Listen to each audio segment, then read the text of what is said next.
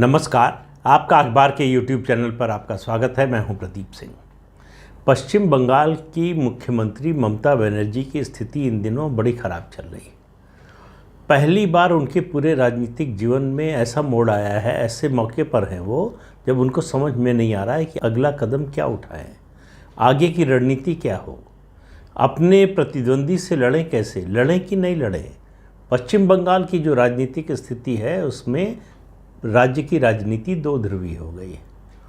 2021 का चुनाव जो था 2021 का विधानसभा का चुनाव, उसने राज्य की राजनीति में टीएमसी और बीजेपी इन दो पार्टियों को छोड़कर बाकी को ख़त्म कर दिया। कांग्रेस और सीपीएम जो है लगभग सफाया हो गया।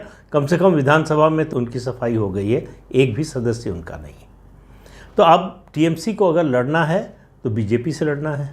बीजेपी मुख्य प्रतिद्वंदी है और केंद्र में उसकी सरकार है। राज्य में भी उसके 70 से ज़्यादा विधायक हैं और 16 करीब सांसद बचे हैं। 18 थे, अब 16 हो गए। 16 लोकसभा सदस्य हैं।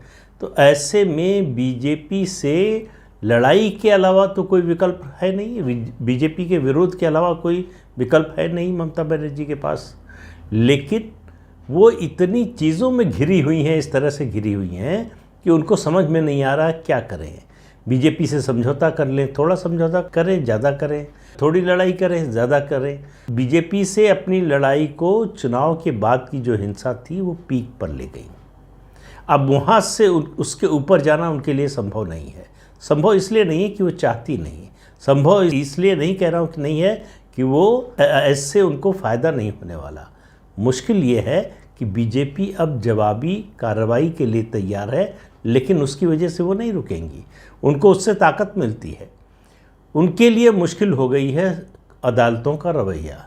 जिस तरह से हाई कोर्ट और सुप्रीम कोर्ट का रवैया रहा और इस मामले में जांच की, सीबीआई जांच की इजाज़त दी गई और एजेंसी को जिस तरह का सहयोग मिल रहा है पश्चिम बंगाल में, उससे ममता बनर्जी की हालत ख़राब हो रही है। दूसरा, उनके परिवार और उनके करीबी लोगों पर जिस तरह से सीबीआई और ईडी का शिकंजा कस रहा है। उनके खास दो जो सिपह सालार थे, पार्थ चटर्जी और उसके अलावा अनुव्रत मंडल, दोनों इस समय जेल में हैं। अभी कल ही ममता बनर्जी के भतीजे अभिषेक बनर्जी से 7 घंटे की पूछताछ की है एनफोर्समेंट डायरेक्टरेट ने, और वहाँ से निकलकर अभिषेक बनर्जी अमित शाह को गालियाँ दे रहे हैं। लेकिन ममता बनर्जी एक दिन पहले उन्होंने संघ की तारीफ़ की, आरएसएस की तारीफ़ की। अब ये बात किसी के गले के नीचे उतर नहीं रही है कि ऐसा हुआ कैसे। ममता बनर्जी और आरएसएस की तारीफ़ उस समय तो समझ में आता था जब 2003 में उन्होंने तारीफ़ की थी। एक किताब के विमोचन के अवसर पर गई थी और उन्होंने कहा था कि अगर संघ हमको थोड़ा भी सहयोग कर दे तो हम ये जो लेफ्ट का आतंक है उससे लड़ सकते हैं, उसको हरा सकते हैं।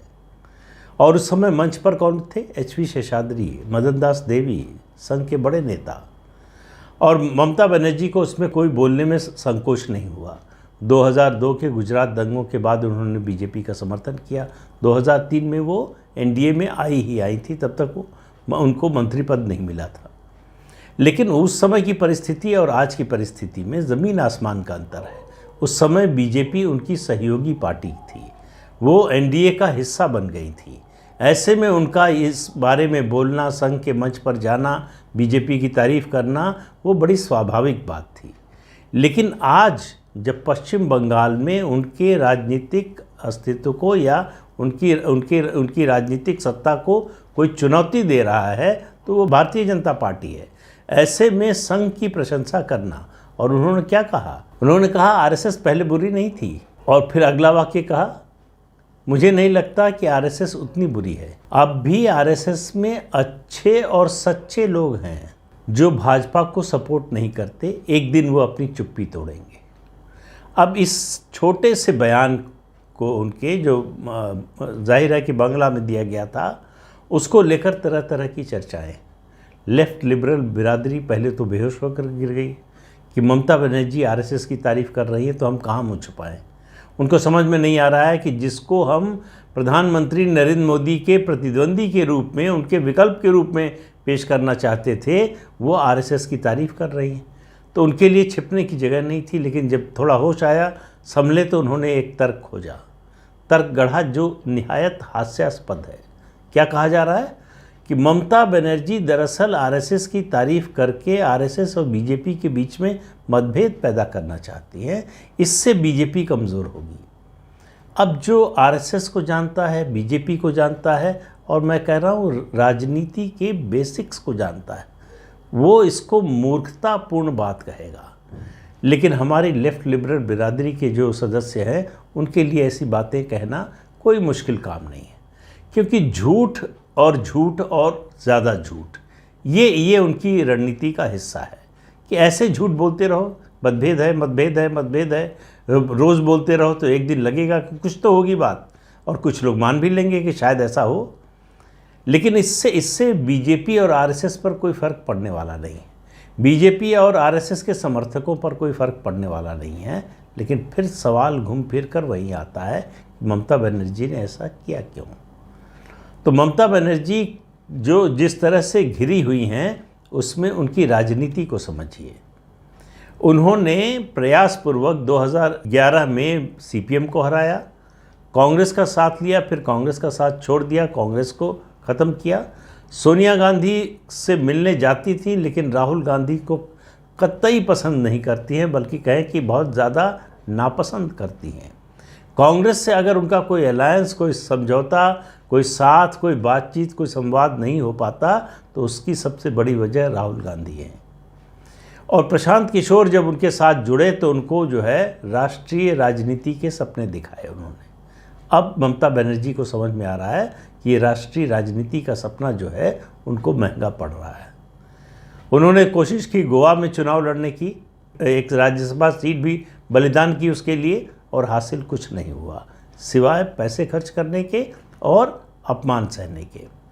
तो पश्चिम बंगाल से बाहर तृणमूल कांग्रेस का विस्तार हो सकता है, ये उम्मीद ममता बनर्जी ने छोड़ दी है। वो 2024 के लोकसभा चुनाव में प्रधानमंत्री नरेंद्र मोदी को चुनौती दे सकती हैं, ये भी उम्मीद उन्होंने छोड़ दी है। आप उनके पिछले 1.5-2 महीने के बयान देखिए, उनकी एक्टिविटीज़ देखिए, उनके कार्यक्रम देखिए, आपको समझ में आ जाएगा कि वो बीजेपी से उस तरह से नहीं लड़ रही हैं जिस तरह से 2021 में विधानसभा चुनाव और विधानसभा चुनाव के नतीजे आने के बाद लड़ रही थी। आपको प्रधानमंत्री के बारे में, गृह मंत्री के बारे में, भाजपा अध्यक्ष के बारे में उनका कोई ऐसा बयान नहीं मिलेगा जिससे ये संदेश जाए कि वो लड़ाई के लिए उद्यत हैं, बिल्कुल तैयार हैं, बिल्कुल मचल रही हैं कि किसी तरह से लड़ाई हो। और जो स्वभाव है, राजनीतिक स्वभाव है ममता बनर्जी का, उसमें समझौता जो है उनके स्वभाव में है नहीं। लेकिन अपने स्वभाव के विपरीत जाकर वो समझौता कर रही हैं, इसलिए, या करती हुई दिख रही हैं, कर रही हैं कि नहीं पता नहीं है।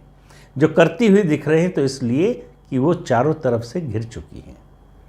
अब दूसरी समस्या राजनीतिक, आप संघ की प्रशंसा क्यों कर रही हैं, इसका एक पक्ष समझिए। पश्चिम बंगाल की राजनीति में पूरी तरह से हिंदू मुस्लिम ध्रुवीकरण की ओर राजनीति बढ़ रही है। मुस्लिम वोट लगभग 30% है, बार बार कहा जाता है 30% है, 30%, लेकिन वो इवनली डिस्ट्रीब्यूटेड नहीं है। हर कॉन्स्टिट्यूंसी में 30% मुस्लिम वोट नहीं है, ये ममता बनर्जी को पता है। तो जिन चुनाव क्षेत्रों में 10, 12, 15% मुस्लिम वोट है, वहाँ अगर हिंदू वोट कंसोलिडेट होता है तो ममता बनर्जी की स्थिति खराब हो जाएगी। आपको याद होगा प्रशांत किशोर का बयान जो उन्होंने पश्चिम बंगाल के चुनाव के नतीजे आने के बाद दिया था।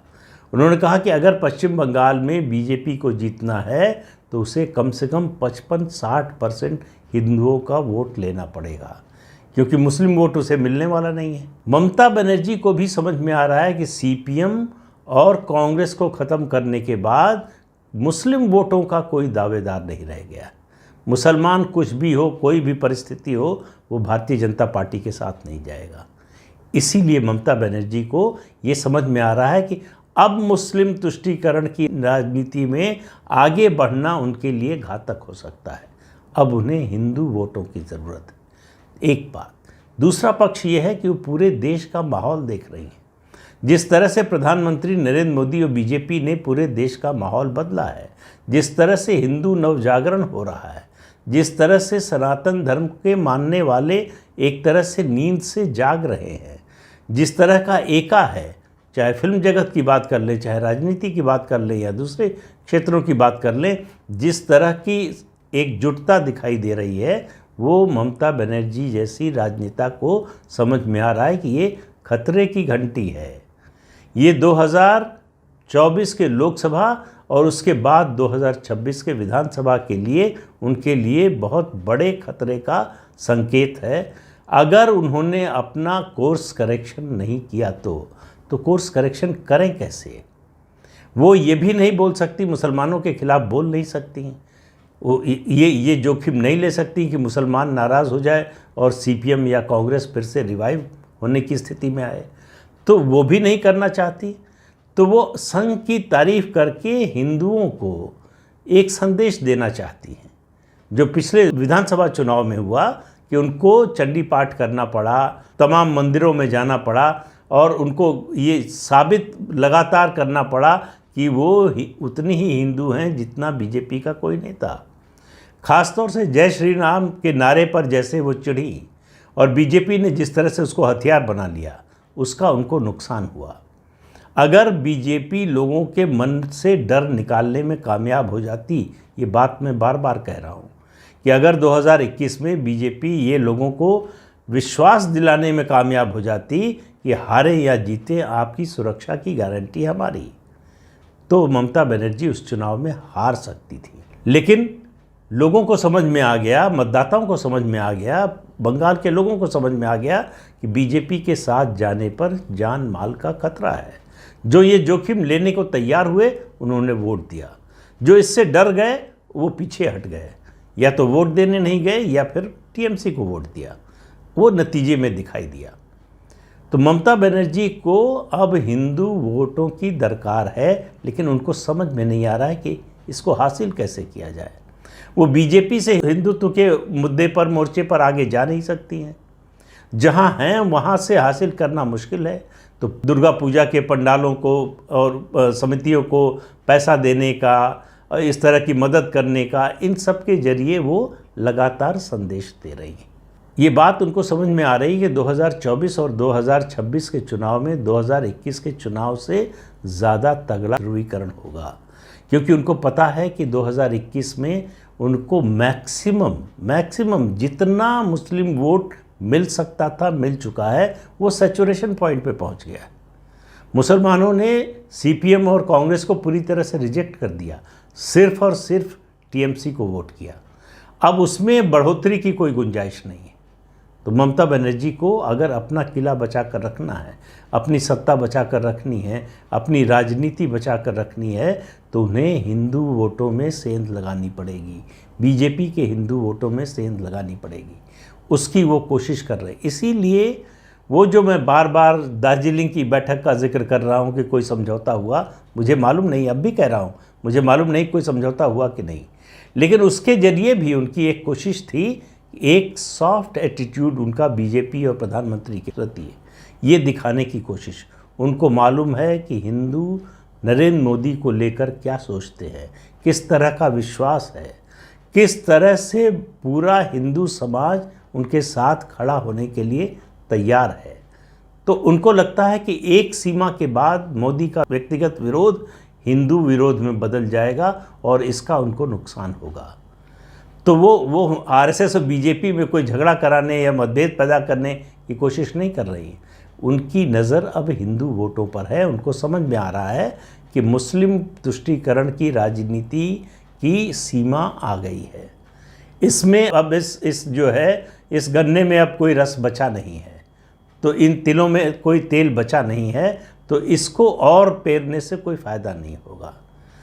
तो ज़रूरी है कि हिंदू मतों की ओर मुड़ा जाए, लेकिन रास्ता समझ में नहीं आ रहा है। रास्ते में सबसे बड़ा रोड़ा बन रहा है उनकी पार्टी का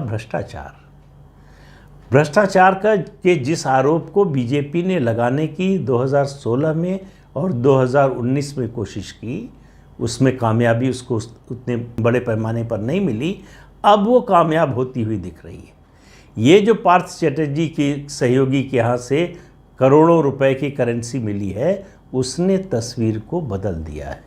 अनुव्रत मंडल की गिरफ्तारी और इस बात की आशंका कि वो मुंह खोल सकते हैं या पार्थ चैटर्जी जो है सरकारी गवाह बन सकते हैं या उनकी सहयोगी सरकारी गवाह बन सकती है, इन सब आशंकाओं और अपने भतीजे को बचाने की चिंता, इस सब में ममता बनर्जी को अपनी राजनीति भी ठीक करनी है। तो इसलिए वो हर मोर्चे पर कदम उठा रही हैं, लेकिन किस में कामयाब होंगी, कहाँ गिर पड़ेंगी, कुछ पता नहीं है। इसका अंदाज़ा लगेगा 2023 में पंचायत चुनाव में। आपको याद दिला दें कि 5 साल पहले 2018 में पंचायत चुनाव से ही बीजेपी ने अपनी विजय यात्रा शुरू की थी। पंचायत चुनाव में पहली बार बीजेपी को 30% वोट मिला था और उसके बाद 1 साल बाद हुए जब लोकसभा के चुनाव, तो 10% वोट बढ़ गया, 40% वोट मिला, 18 सीटें मिली 42 में से। तो इसलिए इस बार का 2023 का जो पंचायत चुनाव है, ये ममता बनर्जी के लिए एक तरह से करो या मरो जैसा है। ये पंचायत चुनाव उनकी आगे की राजनीति की दिशा तय करेंगे और यही चुनाव तय करेंगे कि भारतीय जनता पार्टी का पश्चिम बंगाल में रिवाइवल हो सकता है या नहीं। अगर इन पंचायत चुनाव में ममता बनर्जी भाजपा को मात देने में कामयाब हो जाती हैं, तो आप मान लीजिए कि 2024 और 2026 बीजेपी के लिए बहुत अच्छा नहीं होने वाला है। हालांकि इतने लंबे समय की भविष्यवाणी नहीं करनी चाहिए, लेकिन जो संकेत मिलेगा उसकी बात कर रहा हूँ। राजनीति में कभी भी कुछ भी हो सकता है, कोई स्थायी दोस्त दुश्मन नहीं होते। इन सब बातों के बावजूद ममता बनर्जी परेशान है। कुल लब्बो लुआब इस मामले का इतना है कि उनकी परेशानियों का अंत होता हुआ दिखाई नहीं दे रहा है। तो इस अंक में इतना ही। अगले अंक में फिर मिलेंगे किसी नए मुद्दे के साथ। तब तक के लिए इजाज़त दीजिए। आपसे अनुरोध है कि ये चैनल देखिए, शेयर कीजिए, लाइक कीजिए और सब्सक्राइब ज़रूर कीजिए। नमस्कार।